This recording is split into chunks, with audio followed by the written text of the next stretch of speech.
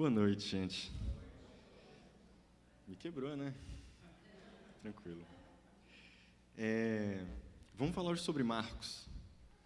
Eu, às quartas, no culto de meio-dia, combinei com o irmão Paulo, que está responsável pelo culto de meio-dia, de ficar vindo, e a gente está falando sobre Marcos desde agosto. A gente fez essa semana o capítulo 4. E eu não sei se a gente vai terminar até dezembro, mas tudo bem. Hoje vai ser Marcos 9, só o versículo 24. E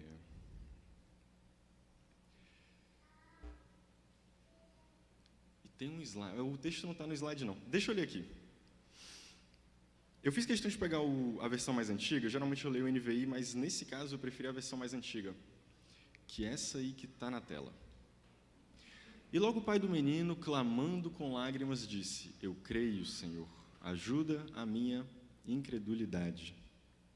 Eu creio, ajuda a minha incredulidade. A NVI fala: eu creio, ajuda a minha falta de fé. Mas eu acho que incredulidade traduz melhor a ideia. Existe um debate antigo dentro da filosofia sobre como o ser humano ele alcança conhecimento. Aí tem gente que fala que que existem ideias assim num mundo ideal, e aí a gente tem que alcançar essas ideias por meio da filosofia, do raciocínio abstrato, lógico. Tem gente que fala que a gente tem que observar a natureza, e aí por meio dessa observação da natureza a gente vai constatando verdades a respeito da natureza, do mundo, enfim. E basicamente essas duas correntes são as correntes da Grécia clássica, e elas meio que estão brigando aí há 2.500 anos para saber qual é que estava certa.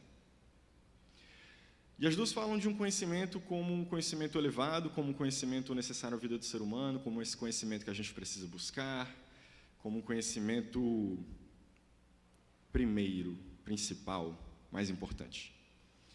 E eles colocam um segundo tipo de conhecimento subalterno a esse primeiro, que é o conhecimento da opinião, da crença, o conhecimento que não vem de ideias, do mundo das ideias, não vem de observação do cosmos, vem de opiniões, vem de fé.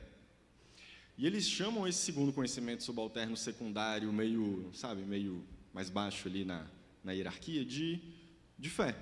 Então, é uma palavrinha grega que é pistis. É a única palavra grega que eu vou falar aqui hoje, prometo.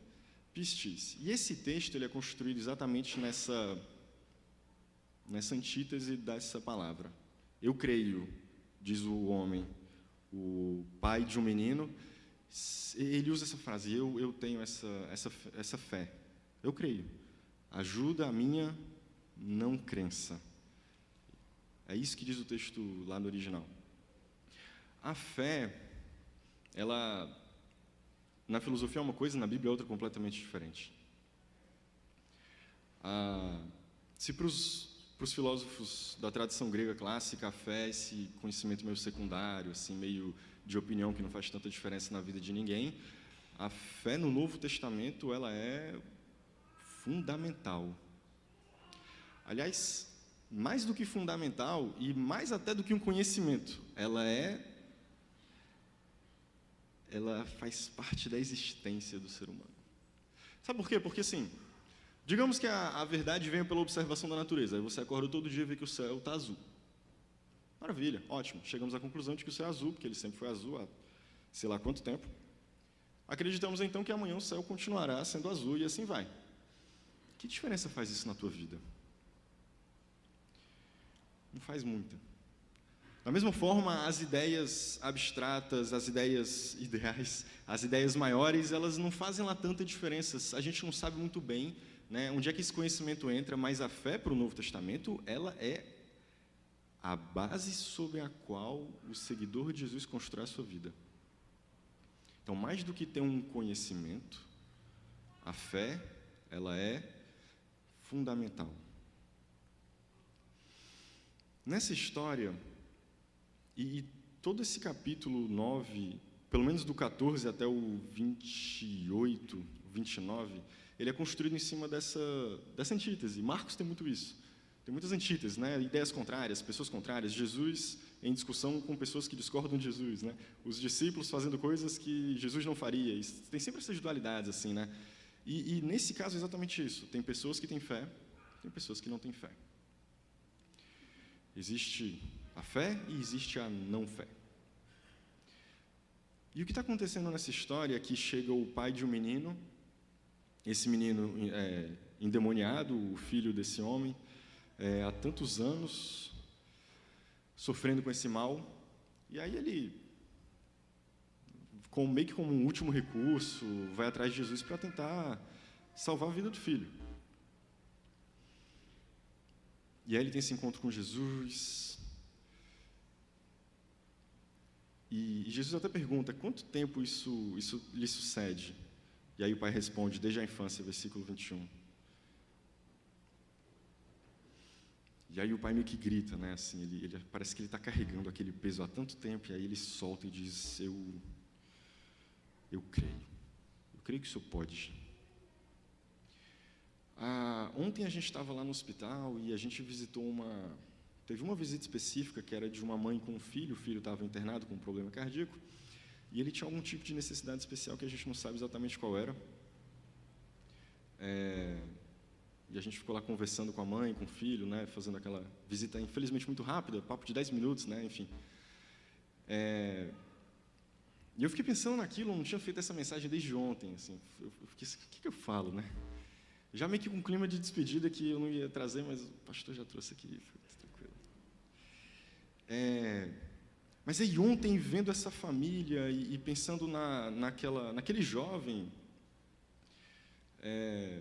tanto sofrimento, pensando na mãe, também que, né, provavelmente ao saber da notícia da gravidez, criou toda aquela expectativa que um filho gera para uma mãe, e aí foi descobrindo como é essa nova vida de ser mãe de uma criança que requer cuidados muito mais próximos, muito mais intensos. E aí eu lembrei desse texto e pensei, como será que era difícil a vida desse pai? Levando um filho que há tanto tempo sofria e que não morria. E o texto é claro dizendo isso, né? O pai fala no versículo 22, muitas vezes tem lançado no fogo e na água para destruir. Sabe, a condição do endemoniado em Marcos, ela é mais do que espiritual. E não só em Marcos, na verdade, sempre. Mas em Marcos deixa isso muito claro, né? O espírito, ele diminui a vida. O espírito que é contrário a Jesus, ele tira a vida do ser humano. Ele acaba com o ser humano, joga no fogo, joga na água, joga em tudo que você pode imaginar, no sentido de que é destruir. E destrói sem tirar a vida, sabe? E você vê a decadência daquele que é dominado por alguma coisa que não é Jesus, por aquele que é dominado pela não fé. E o pai, carregando esse sofrimento há tanto tempo, tem esse encontro com Jesus e ele fala, eu creio. O meu primeiro ponto era para falar um pouco sobre essa fé. O segundo é para falar sobre essa fala do pai. Ele crê. Ele tem fé. Ele acredita naquilo que ele foi ensinado provavelmente desde criança. Dentro daquele contexto, as pessoas já, assim, meio que a escola já era uma espécie de formação religiosa também. Então, ao mesmo tempo que você ia crescendo, você ia aprendendo da religião. Não tinha muito como fugir disso. Todo mundo era formado nisso. Então, todo mundo conhecia, de alguma forma, o texto bíblico do Antigo Testamento, claro. Todo mundo conhecia as histórias de Deus, todo mundo conhecia os grandes personagens, já tinha ouvido falar de Moisés, Isaías. Então, esse pai, ele crê. Ele decidiu acreditar naquilo, ele decidiu fundamentar a vida dele naquilo. Mais do que um conhecimento que ele ouviu falar, ele decidiu basear toda a vida dele naquilo. E é por isso que ele leva até Jesus. O encontro com Jesus em Marcos ele é muito rápido, né? São encontros rápidos, versículos curtos, frases meio que diretas, e aí tem um próximo encontro. Então, você lê um capítulo, você tem uns 3, 4 encontros, assim, são episódios muito rápidos, mas é impressionante como isso muda a vida de quem encontra com Jesus. Sabe, as pessoas, elas veem o ser humano e naquele ser humano elas encontram o divino. A Lili, ela um dia desses falou sobre uma série chamada The Chosen, né? Que é uma série que tenta trazer esse mundo bíblico um pouco mais para a nossa realidade, para a gente ver uma série, né? De fato, pessoas, diálogos, aquela coisa toda, a história se desenvolvendo, gente encontrando Jesus. E eu me lembro de ver alguns episódios e assim, aquilo me impactava, porque realmente, imagina como que era para essas pessoas encontrarem Jesus. Porque hoje a gente tem acesso a um texto, hoje a gente tem acesso a um sentimento. A gente não tem acesso ao ser humano na nossa frente, né? Dividindo ali o jantar, o almoço e tal, aquela coisa, falando e a gente ouvindo de fato. A gente tem um acesso indireto a Jesus. Você imagina como era para eles, né? Assim, e muda completamente. E o pai, vendo Jesus, ele afirma a sua crença, ele, sabe, mesmo diante de todo aquele sofrimento, mesmo diante daqueles anos de frustração e dor, e vendo o filho sofrer, e os pais e as mães aqui conseguem entender isso melhor do que eu, ele ainda crê. Então, ele está certo disso. Mas aí, ele é sincero nessa crença, ele fala, mas eu preciso de ajuda. Eu creio, eu acredito, mas eu preciso de ajuda para continuar acreditando. Ajuda-me na minha incredulidade, ajuda na minha não fé. E eu vendo essa história, eu sempre pensei, o que pode acontecer na minha vida? E você pode também pensar isso para você. O que pode acontecer? Qual é a experiência que eu posso ter na minha vida que me faça não crer, que me faça duvidar, que me faça ficar mais incrédulo? Porque existe uma certa honestidade nisso. A gente tem uma facilidade muito grande de dizer, não, mas eu sou imbatível, né? Assim,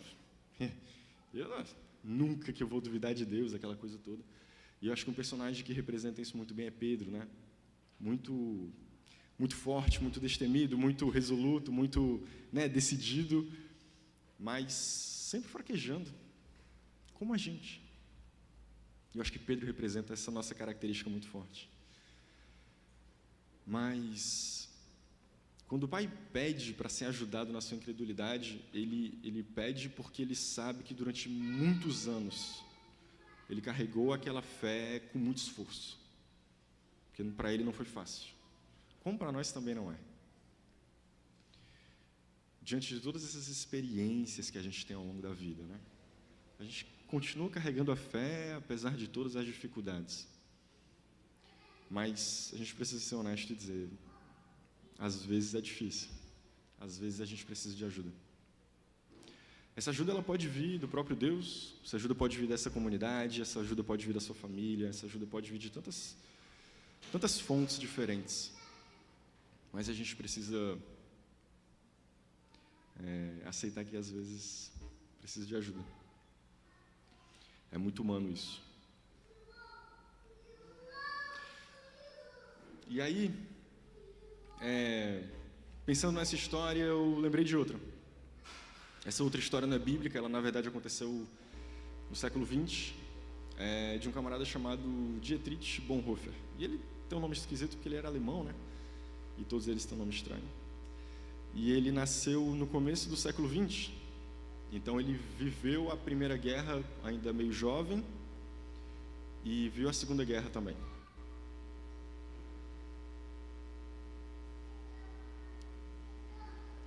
Só que o Bonhoeffer, ele vem de uma família rica, burguesa, o pai era médico psiquiatra, um cara super importante na Universidade de Berlim, se eu não me engano, um dos chefes do departamento de psiquiatria da universidade. Então ele tem uma educação assim super rigorosa, formal, aquela coisa toda, genial, um cara assim, super inteligente, a família toda, na verdade. E ele decide fazer teologia, e aí todo mundo fica assim, ué, mas por quê, né? Assim, você pode fazer outra coisa melhor, né?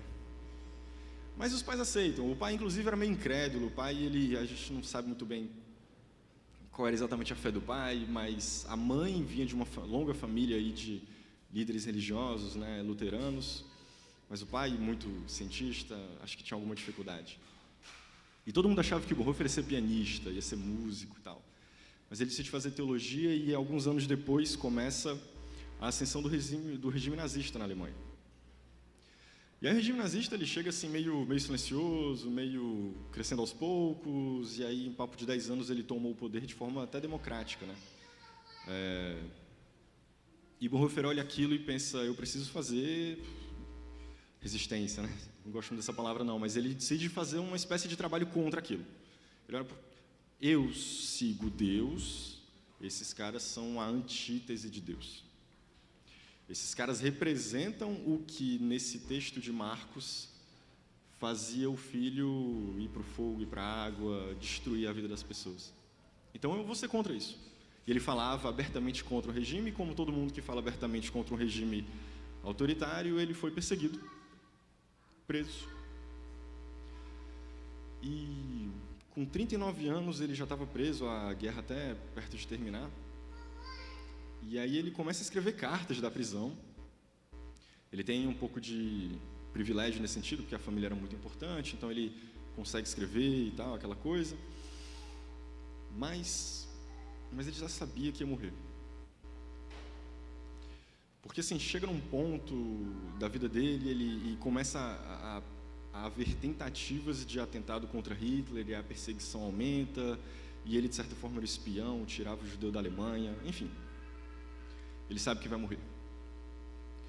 E aí ele escreve um texto. E aí o texto tem um título, que é o seguinte: quem sou eu? E é basicamente ele pensando quem que ele era. Porque os guardas olhavam para ele e viam ele como um cara assim, calmo, sereno e tranquilo. Mesmo na prisão, né? Mesmo naquelas condições degradantes, mesmo na solidão, mesmo diante da própria morte. Os guardas viam ele com muita confiança. Os companheiros de cela viam Bonhoeffer com muita confiança, né? Com muita tranquilidade. Ele fala, frequentemente me dizem que eu falava com os meus guardas de modo livre, amistoso, claro. Como alguém que está por cima da situação, como alguém que domina aquela situação. E aí uma hora ele fala assim, sou eu então realmente tudo isso? Será que eu sou isso que as pessoas dizem que eu sou? Será que eu estou realmente calmo, sereno e tranquilo, como os guardas estão dizendo, como os meus companheiros de cela? E aí ele começa a se perguntar, será que eu não estou inquieto, lutando, ansioso, sedento, conturbado, cansado? Aí ele pergunta assim, quem sou eu? Esse ou aquele? Quem dos dois? Eu sou uma pessoa hoje e outra amanhã? Eu sou as duas ao mesmo tempo? E aí ele termina e fala, quem sou eu? Essas minhas perguntas zombam de mim na solidão. Seja quem for, tu sabes que eu sou teu.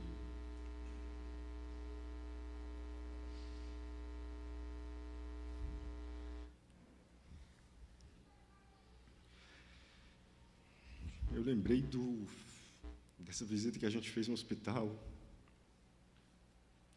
Eu lembrei dessa história. Eu lembrei do Bonhoeffer, que é o tema da minha dissertação, o tema do meu doutorado agora.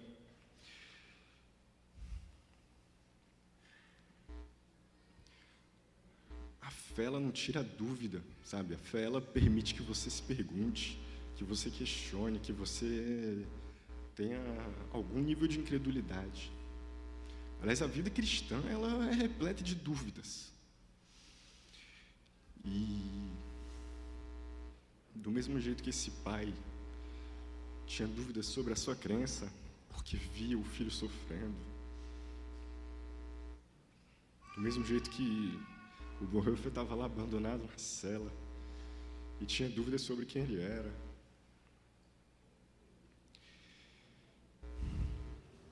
a gente pode também ter dúvidas. Diante dessas dúvidas,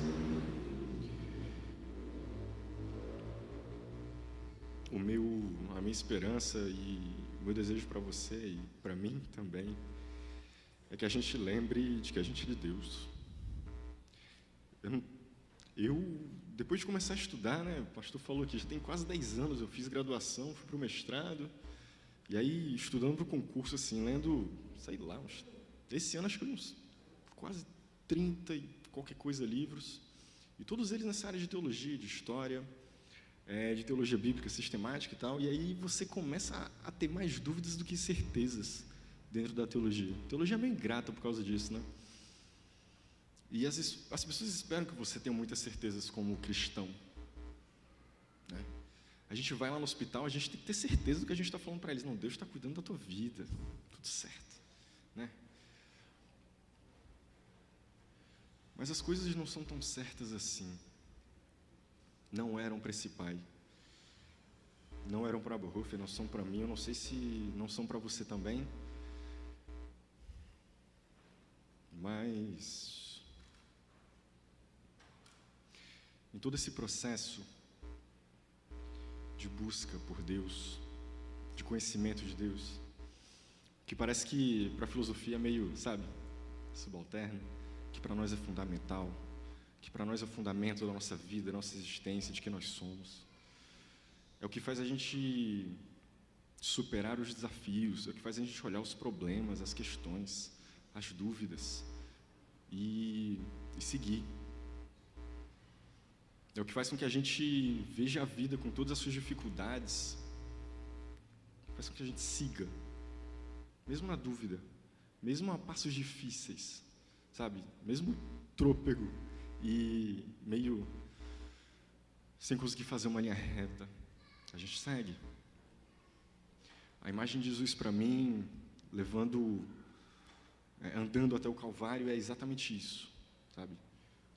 Sendo batido, já depois de tanto tempo sofrendo ali quase um dia ou dois ali naquele processo de vai para um lado, vai para o outro, é julgado aqui, é julgado ali, né? E é julgado aqui, mas não tem nada contra, açoita e manda embora, não, mas vamos levar para não sei aonde. Então, Jesus já assim, exausto, cheio de dor, ele continua, ele vai seguindo, ele dá um passo após o outro. E ele chega ao ponto de cair, né? Lucas fala isso, ele cai, aí chama outra pessoa para ajudar e tal. Então, eu acho que isso representa a nossa vida em termos de fé. A gente continua, a gente tem fé, a gente crê. E essa fé, ela não vem só por um conhecimento lógico, racional. Ela vem por um milagre de Deus, que, como a gente ouviu hoje de manhã, vem pelo Espírito, né? Que se revela. E que a partir dela a gente muda completamente. E que a partir dela a nossa vida é outra. Que a partir dela a gente se torna um novo ser humano, uma nova criatura, sabe? Toda essa coisa de novidade que a Bíblia traz para nós, novos céus e nova terra, nova criatura, novo ser humano, nova família, novo tudo. Tudo isso vem por meio dessa fé. E essa fé às vezes vacila. E às vezes essas perguntas vêm zombar da gente. Mas diante de todas essas perguntas, diante de todos esses vacilos, diante de todas as nossas questões e diante de todos os nossos problemas, que a gente possa responder a cada um deles. Seja quem formos, Deus sabe que somos dele. Amém?